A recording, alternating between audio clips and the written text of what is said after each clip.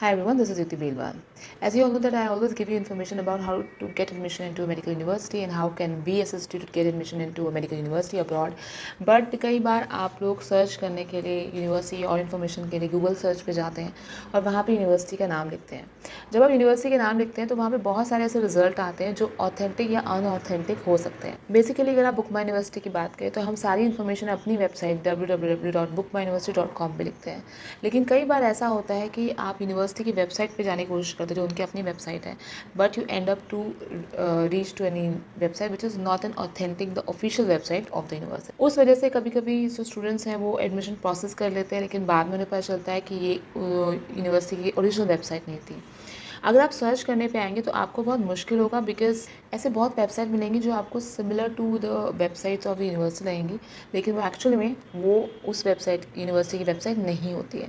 तो क्या करना चाहिए अगर आपको कि अगर आपको रियल वेबसाइट पे जाना है तो मैं इस वेबसाइट का नाम पहले ही बता चुकी हूँ और मैं दोबारा बता रही हूँ, search.wdoms.org।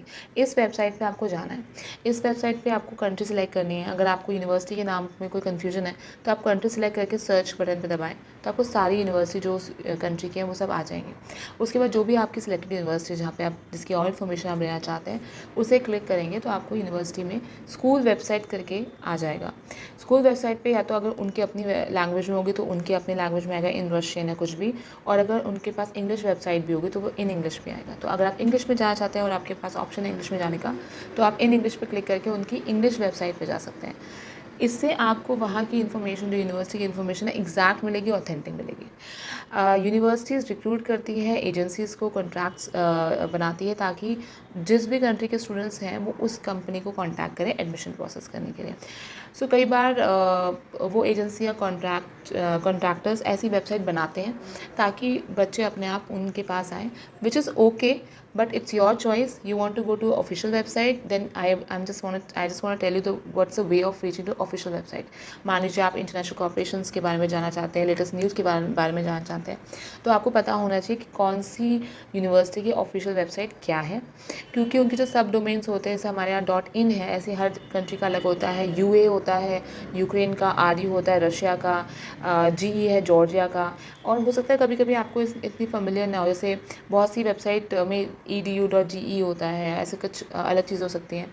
तो आप कंफ्यूज ना हो। अगर आपको ओरिजिनल वेबसाइट जाना है, if you want to reach the original website of the university, just go to wdoms.org, go to the country, go to the university and get the real information and save your time and save your energy from getting all these emails and everything. हाँ, अगर आपको definitely contact करना है किसी education consultancy को तो आप उस पर्टिकुलर कंपनी के उनकी वेबसाइट पे जाके भी आप वही चीज़ कर सकते हैं।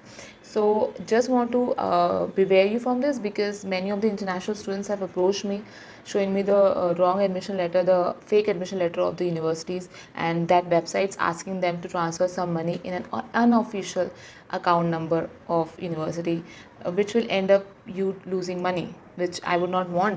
So please make sure that you are not doing any such thing and you are saving your money, your hard-earned money, and applying at the right consultancy or at the right university only.